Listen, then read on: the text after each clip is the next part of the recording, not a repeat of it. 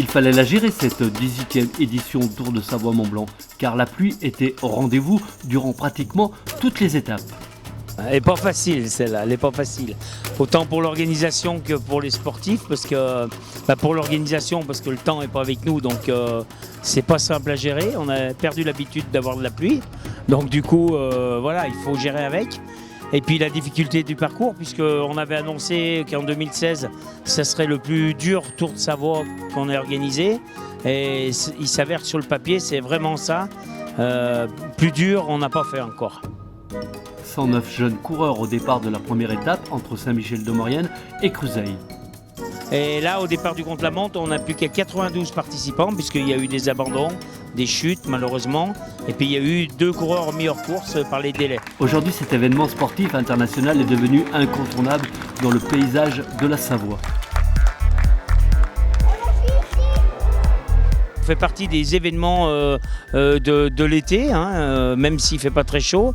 On représente à peu près 1800 nuitées, un budget d'un peu plus de 300 000 €. Donc c'est vrai qu'économiquement parlant, c'est une manifestation qui est intéressante pour toutes les collectivités sur lesquelles on tourne. Tour de Savoie-Mont-Blanc a même sa propre caravane publicitaire comme le Tour de France. On avait plus de 27 véhicules aujourd'hui et voilà, j'ai une moyenne sur les 4 jours de au moins 25 véhicules. Donc du coup, oui, c'est très intéressant. On s'aperçoit qu'avec la caravane, on fait sortir des milliers de personnes. Aujourd'hui, même avec le mauvais temps, on pense quand même qu'on a déjà eu un peu plus de 10 000 spectateurs.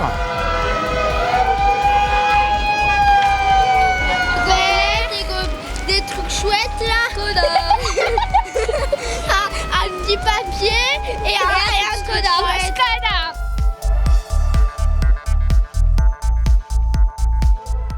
Cette épreuve de classe 2 permet aux managers de grandes équipes pro de détecter des jeunes coureurs talentueux, comme le Savoyard Rémi Rochat, qui a déjà son fan club dans la 4e étape du contre-la-montre entre Saint-Michel-de-Maurienne et Saint-Martin-la-Porte. Ouais, ça fait plaisir sur les routes du Tour des Pays de Savoie. C'est chez moi et en plus en Maurienne, j'ai pas mal de familles, dont Céline.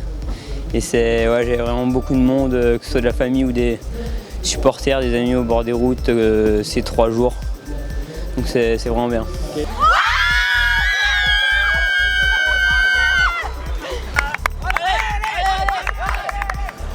Okay. Je rappelle qu'on est la seule épreuve où on fait que de la haute montagne pendant 4 jours.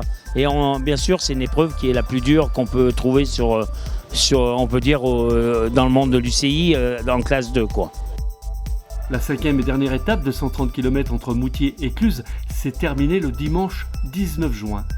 Vous pouvez, si vous le souhaitez, accéder aux résultats des 5 étapes sur le site tourdespayssavoie.com.